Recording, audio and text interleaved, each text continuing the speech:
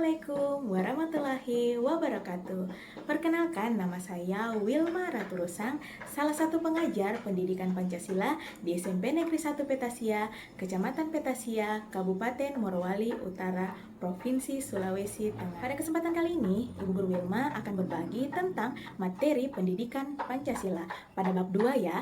Nah, di pertemuan sebelumnya kita sudah belajar bersama-sama tentang hubungan antara Pancasila dan Undang-Undang Dasar Negara Republik Indonesia tahun 1945.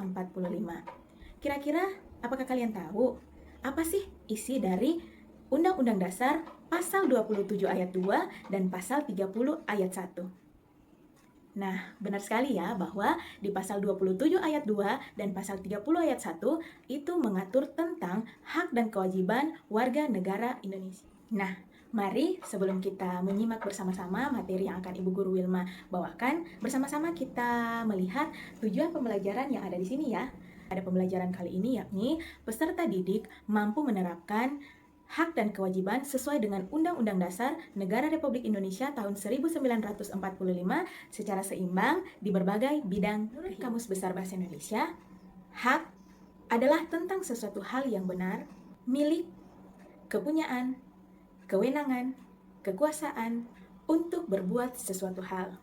Sedangkan kewajiban adalah sesuatu hal yang wajib dilaksanakan atau diperbuat oleh seseorang.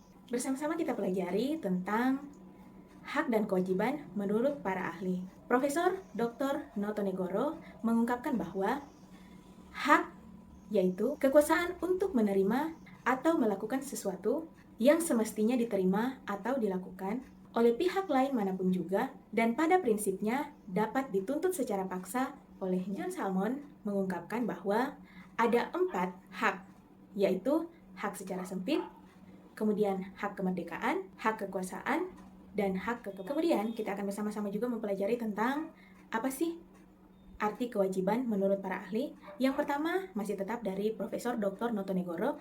Beliau mengatakan bahwa kewajiban merupakan beban untuk memberikan sesuatu yang semestinya diberikan oleh pihak tertentu dan tidak dapat diwakilkan oleh pihak mana lainnya karena pada prinsipnya dapat dituntut secara paksa oleh pihak yang berkepentingan. Menurut The John Salmon, kewajiban merupakan segala sesuatu yang harus dilakukan oleh seseorang.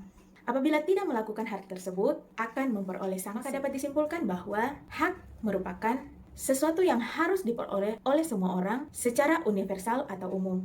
Misalnya hak untuk hidup, hak untuk memperoleh kehidupan dan penghidupan yang layak, memperoleh pendidikan dan pengajaran, memperoleh kasih sayang dari orang tua, serta hak untuk menyatakan pendapat, yang kesemuanya itu adalah contoh dari hak yang dimiliki oleh setiap orang. Kemudian kewajiban, kita dapat simpulkan dari para ahli tadi bahwa kewajiban merupakan segala sesuatu yang harus dilakukan oleh seseorang sebagai penyeimbang hak yang diperoleh oleh seseorang.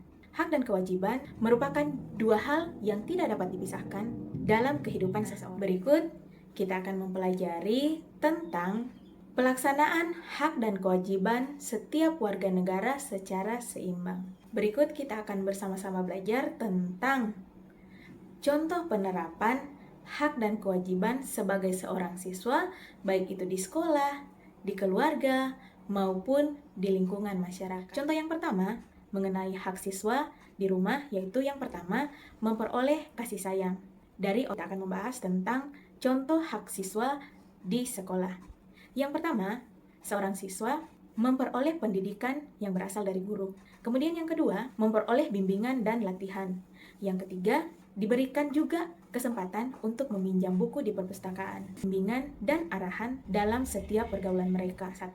Melaksanakan segala nasihat dari orang tua. Yang kedua, menghormati dan menyayangi orang tuanya.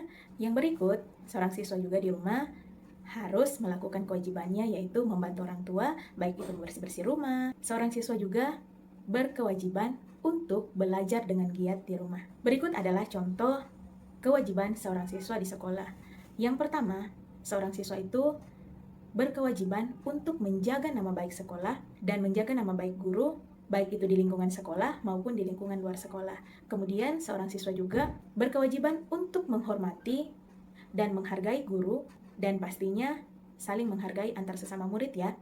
Kemudian siswa juga membantu agar tata tertib di sekolah itu dapat berjalan dengan baik, yang tak kalah pentingnya bahwa seorang siswa di sekolah berkewajiban untuk memakai seragam sekolah sesuai dengan aturan dan tata tertib yang sudah disediakan oleh sekolah. Pada hari Senin juga, seorang siswa berkewajiban untuk mengikuti upacara bendera dan memberikan keterangan sakit ataupun izin jika berhalangan untuk ke sekolah. Seorang siswa juga berkewajiban untuk mengikuti pelajaran dan ulangan yang diadakan oleh sekolah. Nah, berikut juga kita akan belajar tentang kewajiban seorang siswa di masyarakat. Yang pertama, seorang siswa mampu mematuhi peraturan yang sudah disediakan oleh warga di lingkungan sekitarnya. Kemudian yang kedua, senantiasa menjaga kebersihan lingkungan di sekitar. Kemudian yang ketiga, wajib menjaga toleransi. Sebagai warga negara, kita memiliki hak dan kewajiban yang harus dilaksanakan secara seimbang. Dengan konsep raih bangun, raih hakmu, bangun cita-citamu demi masa depan yang lebih cerah. Semoga sukses ya. Nah, demikian materi yang Ibu Wilma sampaikan pada hari ini. Semoga bermanfaat buat kalian semuanya.